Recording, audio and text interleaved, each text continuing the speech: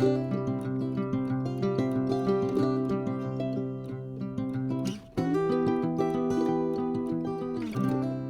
there are people coming and going all around me, but I'm going to do one more of these videos. Today is December 18th, and it is called Lighting Our Way. One does not become enlightened by imagining figures of light, but by making the darkness conscious. Carl Jung. If Jung is right, then perhaps paradise is no more than seeing the light forming in the dark. Perhaps being awake is paying attention to the ongoing moment of life that we so often take for granted. That moment, like conception, like a seed cracking open, that is happening even as you read this. Yet, as a headlight grows filmed by driving through all kinds of weather, the gift by which we perceive gets covered by experience, and our ability to see is diminished until we clean the gift. This is a lifelong process, one that never ends, but always begins. So the care of one's being is imperative and continuous, as simple and hard as wiping the residue of experience from your mind and heart, letting your original face again light the way.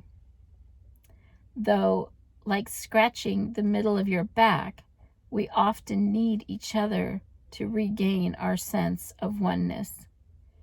It helps here to tell an old Sufi story about a thirsty man who follows a muddy stream into a cave. He carries a lantern, holds it before him, and finds the clear source which he can drink from. When feeling muddied and troubled, we must not drink from the mud, but trace its source carefully. Carrying the lantern of our spirit before us, we must enter the darkness of our troubles if we are to drink clearly again from the source. This is making the darkness conscious, and compassion is swaying your small light near others, too troubled or muddied to see their own way. I am imagining Mark Nepo writing these words, and, perhaps it was the holiday season when he was writing these, and perhaps he was feeling all of this so deeply in those days.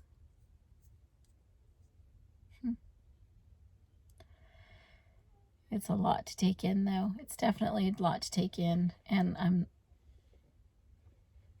looking over here at the mindful moment bits, and all right, let's just do it. Mindful moments here. Sit quietly with your eyes closed and feel the light of spirit in every cell of your body. Now, this might take some work, because as long as I've been a believer in Yeshua, and as long as I've been kind of a spiritual person, that light is something that eluded me. Now, I wasn't sure if it was eluding me or not, because I would do the meditations and I would imagine a light, and but a week or two ago, I was meditating over something that was very important, and I've talked about the kind of other realm space that I go into when I'm meditating and praying, and my guides that come in and meet me there. But usually I go into that room, I kind of, I scan around just to kind of look at everything, and then I walk out into, it's like a room in a big house. I walk out into the hallway, and then I walk to the front door, and I open it, and I greet all my guides, and they come in, and they come into the room, and we all sit around this coffee table. Some of them are standing, and some of them are sitting. And then I write out what the issue is that I'm meditating and praying about on like a piece of paper or like an index card, and I set it on the coffee table, And then we kind of all get to work on it. But this time, I was meditating and praying for my husband. And this has been going on since September. That was kind of a big thing that came up. And I was working on it pretty much daily. And like the day before or so, they had told me, they were like, get him on the table. I was like, what? So, you know, in my mind, I grabbed him and I drug him onto the table and we were working on him. They had like cut him open and we were digging out things that shouldn't be there. So this next day I go in and I'm going into my meditation room and boom, everybody's there and my husband's still laying on that table. And I was like, oh, they told me to give him an IV and they handed me one of those, you know, those bags, an IV bag. And it was filled with, it looked like liquid gold, but it was a really pale, beautiful, shimmery gold.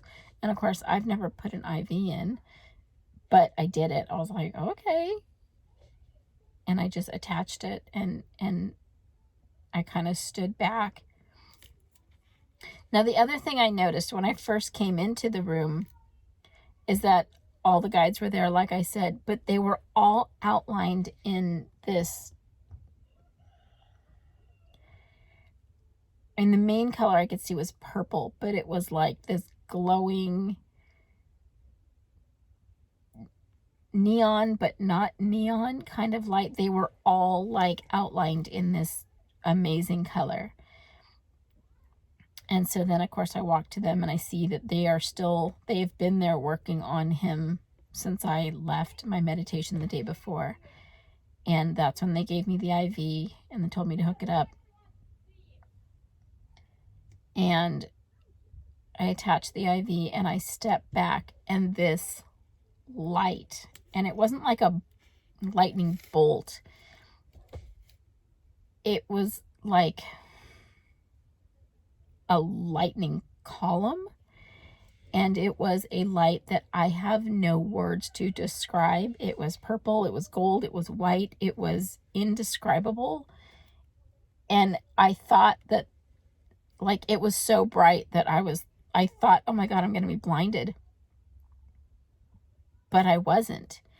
And I could see it, but I couldn't see it. I could more feel it. It was, I think that's the light that people talk about when they are talking about seeing that light. It was divine light. It was something I've never, ever experienced in my life. And I wasn't expecting to experience it. And it just, like, just came down out of heaven. I don't know. It just came from up above and into his body. And it was just amazing. So that's the light I think that everyone talks about. And like I said, I had never seen it until the other day. So, but I was grateful. I felt very humbled and grateful to see that. To be able to see that light was really mind-blowing. Okay, so that's the light. I want you to try to imagine that light. And if you can't imagine it, ask for it. I didn't know to ask for that light, but I think you can just ask for it. Just ask to see it, ask to experience it, because it's life-changing. So as you inhale, feel each cell brighten. And as you exhale, feel a slight increase of light around you. During your day, when you feel troubled, stop and breathe slowly and light your way. Yeah, that light is, and now thinking about it, you know, before my mom passed away physically, completely, this last time, which was like 8 years ago, She had had a near-death experience when she was 23 and I was 2. And as did one of my really good friends, Debbie.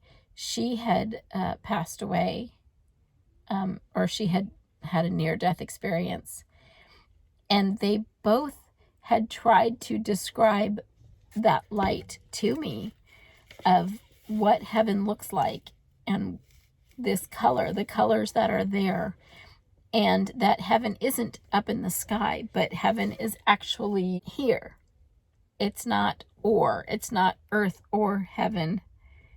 It's earth and heaven. It's this realm. So it's not this realm or that realm. It's this realm and that realm. And it's not this color or that color. It's all of these colors. It's all of these sounds. It's always and, not or. And of course, each one of them tried to describe this light to me, and they just couldn't. And Debbie was like, even if I had the words to tell you, to describe this color, your brain cannot conceive it. Like your physical brain cannot conceive it. And so I think that's kind of how I know. Like maybe even I didn't know before. Sometimes you feel like you're just imagining these things, you know, when you're meditating and you see certain things and you experience certain things. But you think, oh, I'm imagining it.